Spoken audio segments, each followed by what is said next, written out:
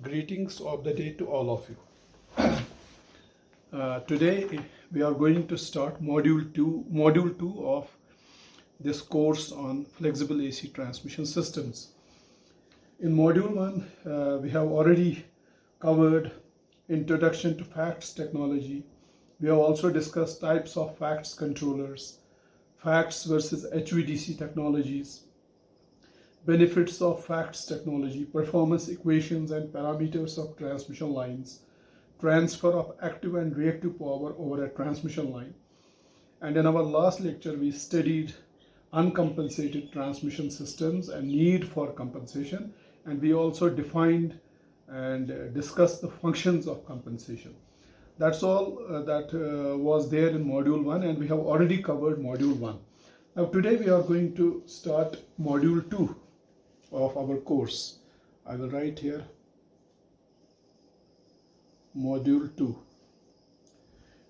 In module 2 we will following topics have to be covered by us, like compensation techniques, which will comprise of ideal shunt compensation, ideal series compensation, phase angle control or phase angle regulation, advantages of series compensation like voltage support, transient stability improvement, power oscillation damping, advantages of shunt compensation, same advantages, then thyristor controlled reactor TCR and thyristor switched capacitor TSC. These are the topics that we have to cover in module 2. So today we will start with module 2, and we will start with compensation techniques. In our last lecture we have already discussed why there is a need for compensation. And now in this lecture we will try to study some types of compensation techniques.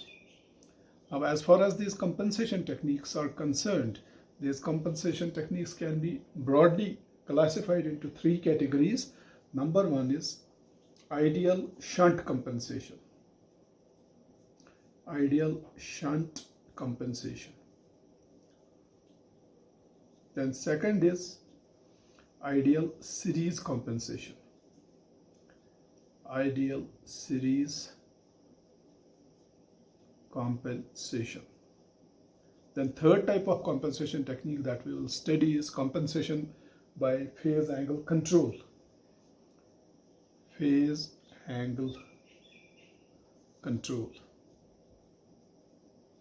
or which is also called phase angle regulation, PAR, phase angle regulation.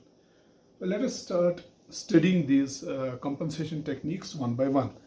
So we will start with ideal shunt compensation. I will write here ideal shunt compensation.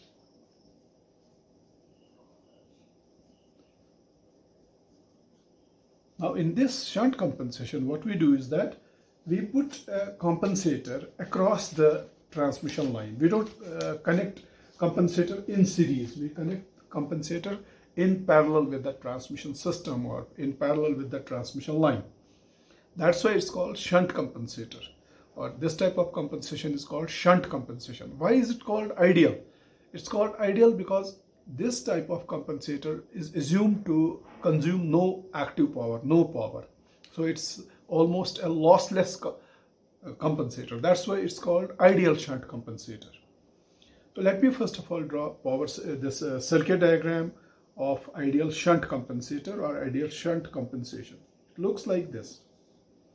We have sending end voltage Vs, then we have transmission line. The compensator, shunt compensator, will connect in the middle of the transmission line. So therefore this transmission line can be divided into 2 sections.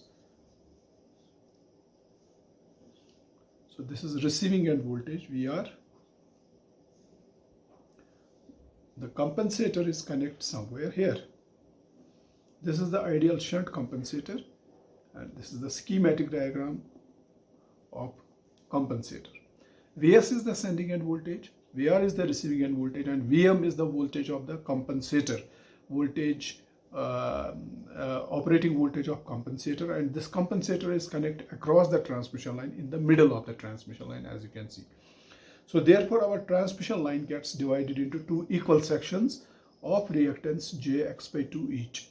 The reactance of this section of transmission line is x by 2, and similarly the reactance of this section of line is also x by 2. Okay. Now, if we take this reactance of transmission line and we try to find the voltage in the middle of this reactance, the voltage in the middle of this reactance, let us call that voltage as VSM, because it is between Vs and Vm, so we call it VSM. Okay, and let us assume that the current flowing on the sending end is ISM. Let's call this current as ISM. Similarly, the voltage in the middle of this reactance, we call that VMR. VMR is the voltage at the middle of this reactance, and current flowing on the receiving side is, let's call the current as IMR. Okay, so we have sending end voltage Vs, receiving end voltage VR, voltage of the compensator in the which is connected in the middle across the transmission line, its voltage is Vm, and the transmission line is divided into two equal sections of equal reactances Jx by 2 and Jx by 2. The voltage in the middle of this reactance is VSM, and current on the sending end side is ISM. The voltage in the middle of this reactance is VMR, and the current on the receiving end side is IMR. Let me try to draw the phasor diagram of this shunt compensated system. The phasor diagram will look like this.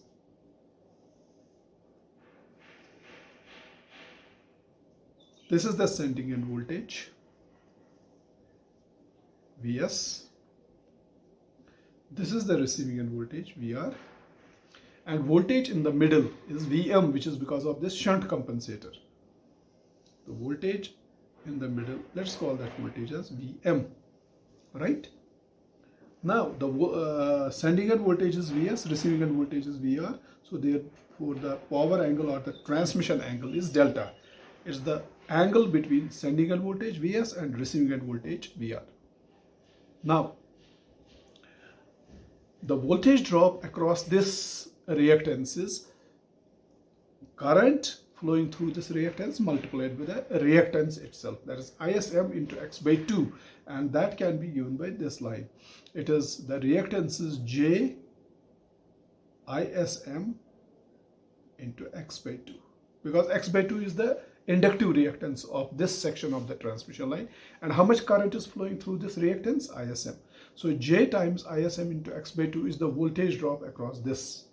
Okay, similarly on the receiving end side, the voltage drop across this section of the transmission line is J IMR into x by 2. Can be very clearly seen. It is J IMR into x by 2, right? Now, let us try to draw. Now you can see this Vm is Vs minus this drop. Similarly, Vm on this side is Vr minus this drop. Okay, so fine. Now, the voltage in the middle of this section of the transmission line is VSM. So this is the voltage in the middle. And where do we show it? Before we show the voltage, now this is Vs, this is Vr, and this is Vm. What is the angle between Vs and Vr is delta, and angle between Vs and Vm is delta by 2. Similarly, angle between Vm and Vr is delta by 2 each, right?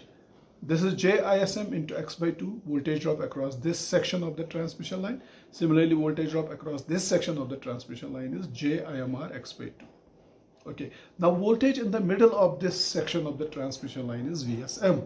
So that we can show like this. This voltage is VSM. Let me write here, VSM. And current flowing through this section of transmission line is ISM, and we assume that this current ISM is in series, or sorry, is in phase with VSM. So therefore, if the phase angle or transmission angle between Vs and Vm is delta by 2, what will be the transmission angle between Vs and VSM? It will be half of delta by 2, and half of delta by 2 is delta by 4. So this angle is delta by 4. This angle is also delta by 4, half each. Similarly, voltage in the middle of this section of the transmission line is VMR, and that phasor can be shown like this. It is VMR, and how much is the current flowing through this section of the line? It is IMR, and we assume that this IMR is in phase with this VMR. And if this total angle is delta by 2, so this will be delta by 4, this will also be delta by 4. So this is our phasor diagram in presence of shunt compensator. Now the power, I'm interested in deriving the mathematical equation for power transfer over the transmission line or power transmitted over the transmission line. For an uncompensated transmission line, we have already derived the power transferred over the transmission line in previous class, and we have seen that is equal to P equal to V square by X sine delta for uncompensated transmission line. Now today we are compensating the transmission line with a shunt compensator.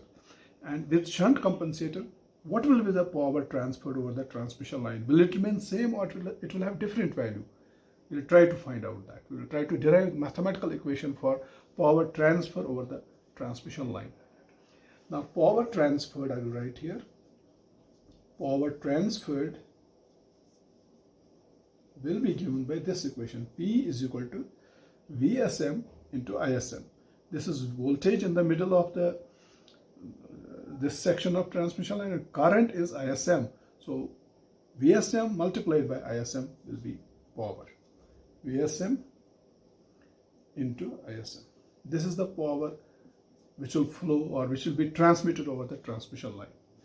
Okay. Now if I have the expression for VSM, I have the expression for ISM, I can substitute in this equation and I can get modified expression for power transferred or power transmitted over the transmission line.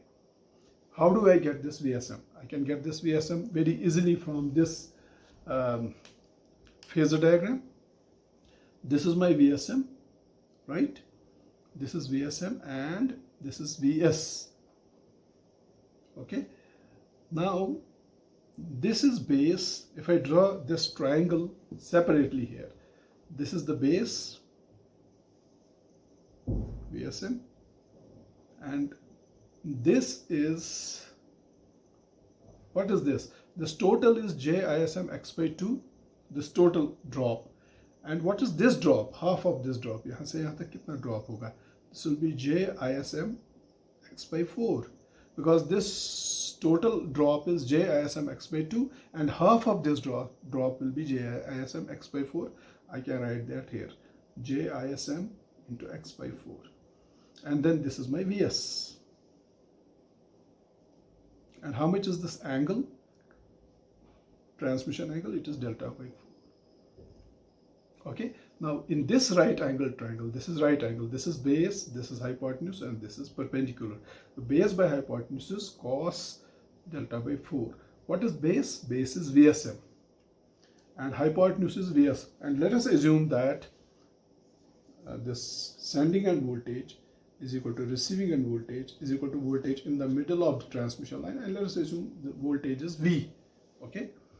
So therefore base by hypotenuse, base is VSM, VSM by hypotenuse, hypotenuse is VS, and what is VS? VS is equal to V, is equal to cos of delta by 4, because this angle is delta by 4, it is cos of delta by 4, right? So from this I will get mathematical expression for VSM, voltage in the middle of this reactance, that is V times cos delta by 4. Let us call this equation as equation 2. So I have got expression for VSM, which is equal to V cos delta by 2. In a similar way, I would like to get expression for ISM. Where from I will get ISM? From same phasor diagram. Okay. Now this is perpendicular and this is hypotenuse. If I draw it again, now perpendicular by hypotenuse is sine delta by 4. Perpendicular is this voltage drop. This is ISM into x by 4. So ISM into x by 4 is the perpendicular divided by hypotenuse. Hypotenuse is VS, and what is VS? VS is V, is equal to sine of delta by 4. Here we have taken base by hypotenuse, VSM by V equal to cos delta by 2. And now in order to get expression for ISM, I am taking perpendicular by hypotenuse. Perpendicular is this line, and this line is this drop is equal to ISM into x by 4, perpendicular, divided by hypotenuse. Hypotenuse is VS, VS is equal to V, is equal to sine delta by 4, because this angle is delta by 4. So from this I can get ISM x by 4v is equal to sine delta by 4.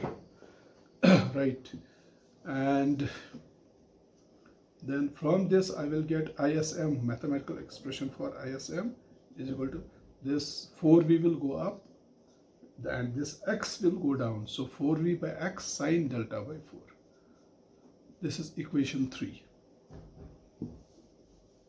So therefore I have got mathematical expression for ISM also. Equation 2 gives mathematical expression for VSM, which will be used here, and equation 2 and equation 3 will give mathematical expression for ISM, which I will use in equation 1. So therefore substituting equations 2 and 3 in equation 1, we get, what do we get? We get mathematical expression for power transferred over the line.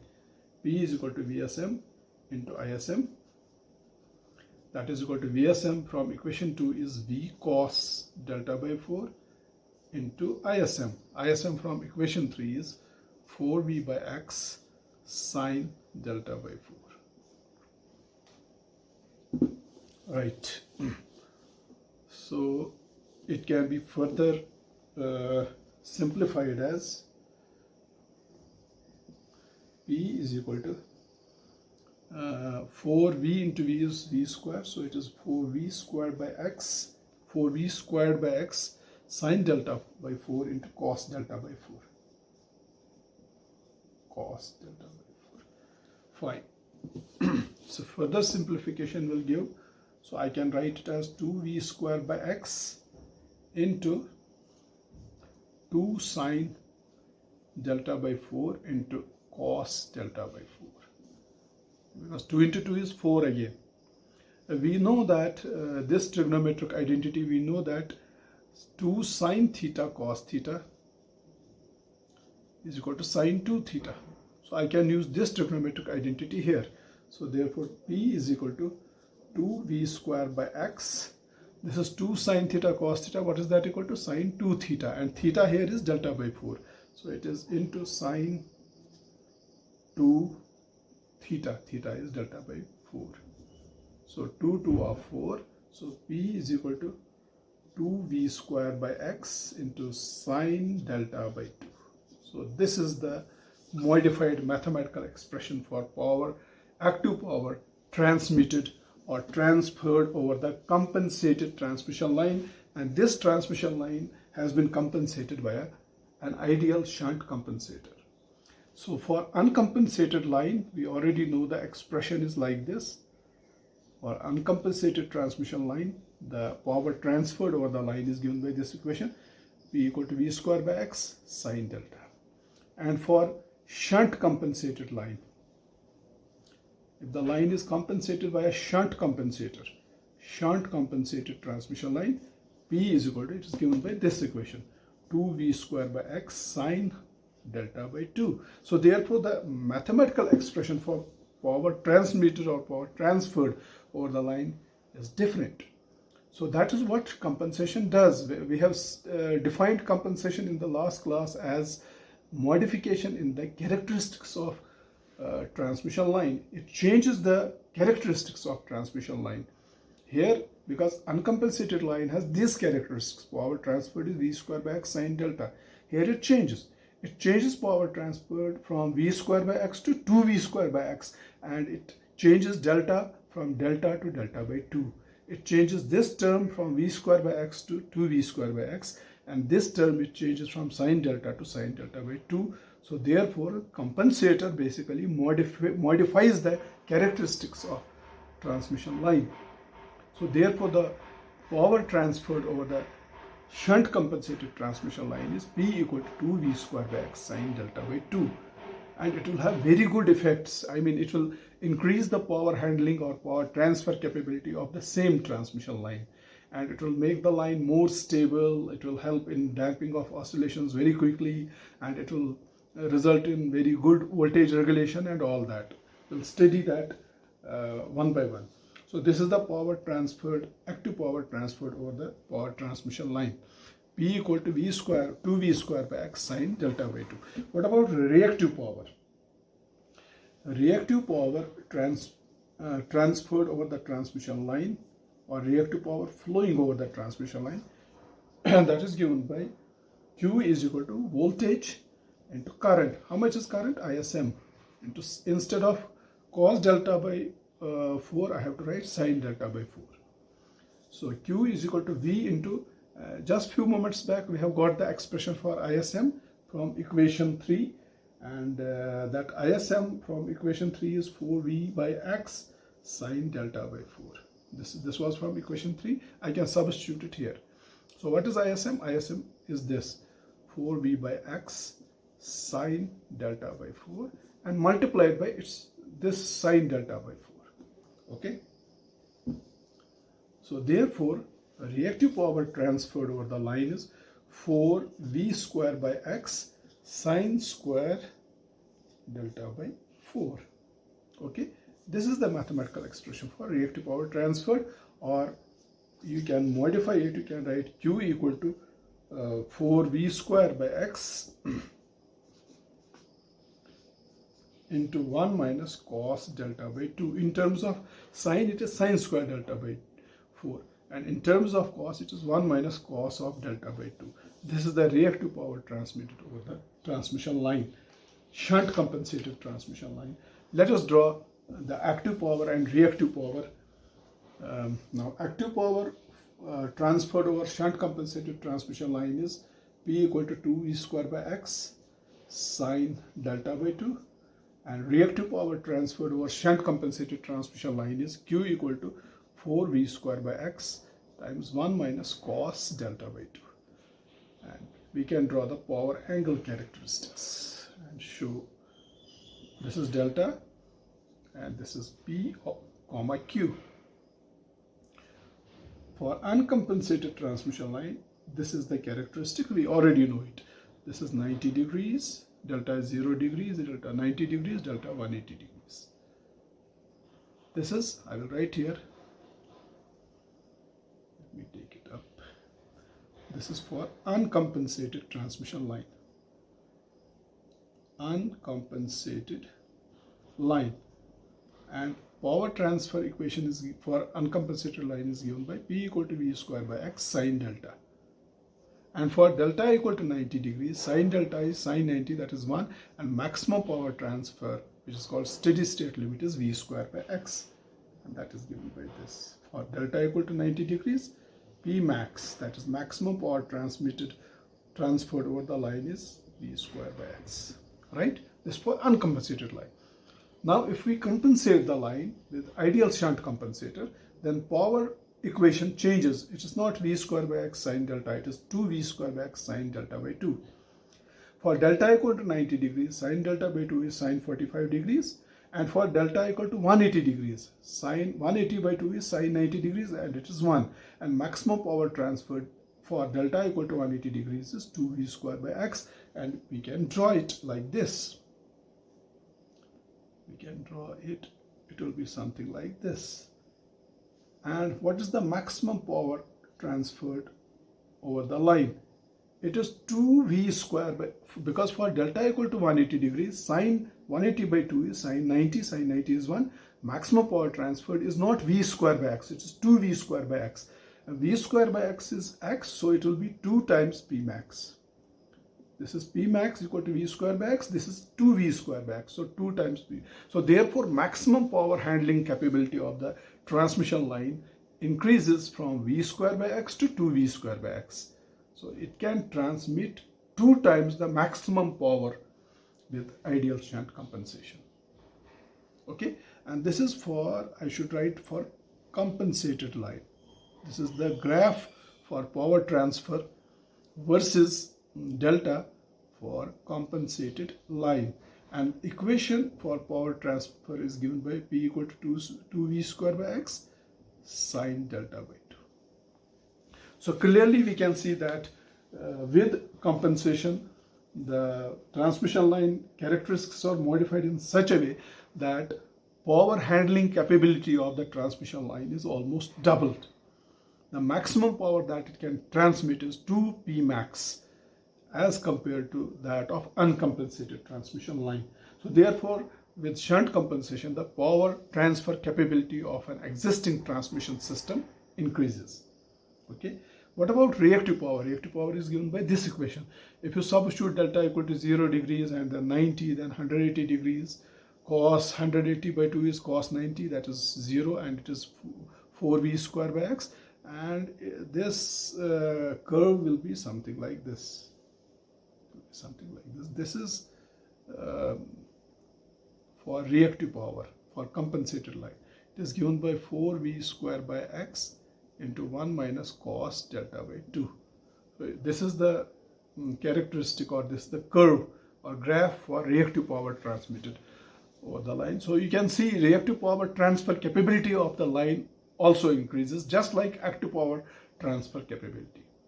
So this is the active power transfer capability of an uncompensated line, and this is the active power transfer capability of shunt compensated line. So obviously the power handling capability of the transmission line almost doubles. It can transmit more power with shunt compensation, and this is the graph for reactive power transfer over the line. This also is higher. Okay. What about voltage profile? If you see voltage profile, now from this graph, from these equations and from this graph, it is clear that the power handling capability of an ideal shunt compensated transmission line is much higher than the power transfer capability of an uncompensated transmission line. What about voltage profile? See, for an uncompensated transmission line, in one of the classes I have told you that voltage profile is like this. I mean, if this is the distance of power transmission versus voltage, the graph is something like this. This is sending end voltage Vs, this is receiving end voltage Vr. And there is a, as the distance of transmission increases, there is a dip in the voltage, and in the middle the voltage is minimum. But with shunt compensation, the voltage profile improves. The voltage profile becomes something like this, This is the voltage profile with shunt compensation, because you are dividing your transmission line into two sections, and in the middle of the transmission line we are connecting the shunt compensator, and that shunt compensator improves the voltage in the middle of the transmission line. And this is for uncompensated transmission line, and this is for compensated transmission line, shunt compensated transmission line, compensated line. So you can see voltage profile also improves, right? So therefore it is very much clear that with shunt compensation, the power transfer capability of a transmission line increases, and also its voltage profile also improves. It gives better voltage profile, better voltage regulation. And in future class, you will see that with shunt compensation, the transient stability of transmission line also improves, and the transmission system, the system can very quickly damp any electromechanical oscillations or power oscillations. So those are the advantages of shunt compensation. Now the question is, how many compensators should we connect across the transmission line? In the previous diagram, just few moments back, which I have drawn, I have shown you only one compensator in the middle of the transmission line. But you can connect more than one compensators at different lengths, along the length, at different places along the length of the transmission line. Okay, so when we connected one compensator in the middle of the transmission line like this, it divided your transmission line into two sections, 1 and 2. If I connect more than one compensator, I can get more sections. Let us assume we have 4 sections of the transmission. Let us divide here. One compensator divides the transmission line into 2 sections, and if we have 4 sections of transmission line, if we want to divide the transmission line into 4 sections, so then we will have more compensators. It will be something like this. This is Vs, one section, second section, third section, and fourth section. I have divided the transmission line into 4 sections. This is sending end voltage Vs, this is receiving end voltage Vr, this is let us call this voltage as VL, Vm, and Vn.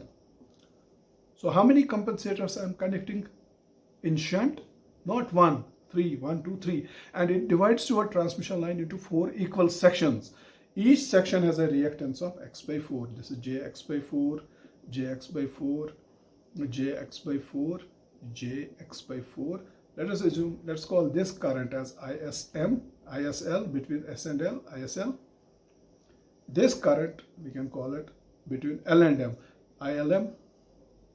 This current, IMN, and this current we can call as INR. So therefore, if you draw the rough phasor diagram, the rough phasor diagram will look like this. This is sending end voltage Vs, receiving end voltage Vr, right? Then this is, it is something like this. This is VL, and this is current is ISL. Okay. Then next voltage is Vm. Vm is somewhere here. This is Vm, and how much current is flowing through this section of line? ILM. ILM is the current, and we have another voltage Vn.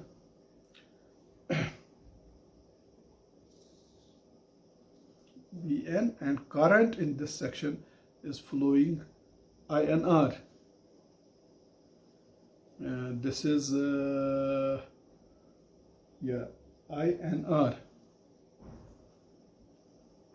This is ISL, ILM, IMN. Sorry, this is IMN, and this is INR.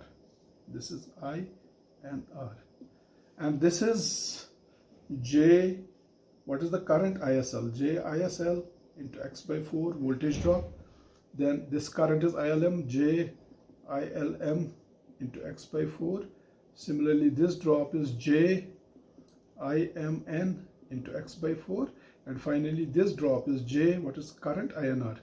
INR into x by 4. These are the equal voltage drops across 4 sections of the transmission line. And therefore, if total angle is delta, and delta is further reduced, so I mean you can transfer now more and more power, and voltage profile will be now even much better. If this is for uncompensated line, it will be something like this: 1, 2, 3, 4. Much better voltage profile. So larger the number of compensators in parallel, more is the sectioning of the transmission line, and much better will be the voltage profile along the length of the transmission line, so that voltage regulation is very much improved.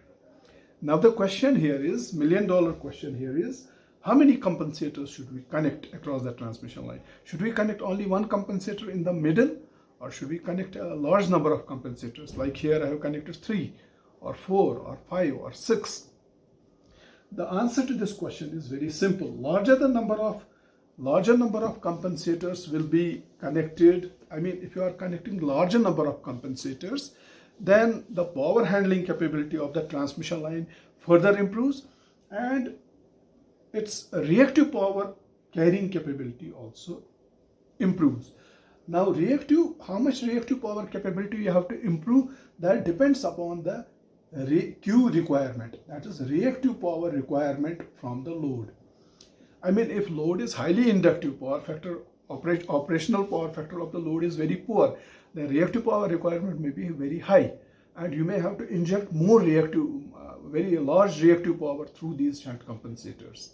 In that case, you may go for more than one compensator, or in many cases, I mean in most of the cases, even one compensator is sufficient. And higher the number of compensators, the power transfer capability of the transmission line goes on increasing and increasing. But the question is, how much power can a transmission line carry? Each line or transmission line has a power handling capability, power handling capacity or power handling capability, which is determined by its thermal loading. The question is, how much can you load a transmission line? Up to its thermal limit. Thermal limit, not thermal loading. Thermal limit. if you load a transmission line beyond its thermal limit, it will burn. It will simply get burnt. It will catch fire. So there is no point in connecting large number of compensators, because large number of compensators mean that you can make a very huge amount of power to flow over the transmission line, which may be beyond its thermal limit, and the line may burn. So therefore, the maximum power that a transmission line can carry is determined by its thermal limit. So therefore, there is no point in connecting large number of compensators, because we cannot load a transmission line beyond its thermal limit. So therefore, the reactive power requirement and the power handling capability of the transmission line up to its thermal limit demands that it tells us that we cannot have very large number of shunt compensators across the transmission line. Okay. So therefore, the less number of compensators, generally in most of the cases, just one compensator in the middle of the transmission line is sufficient for compensating the line in order to increase its power handling capability and increase the reactive power transfer capability, improve its voltage profile, improve its transient stability, and for damping of power oscillations. Okay. Now the examples of these shunt compensators, as far as these shunt compensators are concerned, the shunt compensators may be of two types, as I have told you in the previous class. Maybe passive compensators, passive shunt compensators, and active shunt compensators. Active shunt compensators. Passive shunt compensators means capacitor banks, capacitor/inductor banks, which are mechanically switched, which may be permanently connected across the line, or which may be switched through mechanical switches, which are mechanically switched onto the line. And active shunt compensators means static wire compensator, SVC, or STATCOM, static synchronous compensator.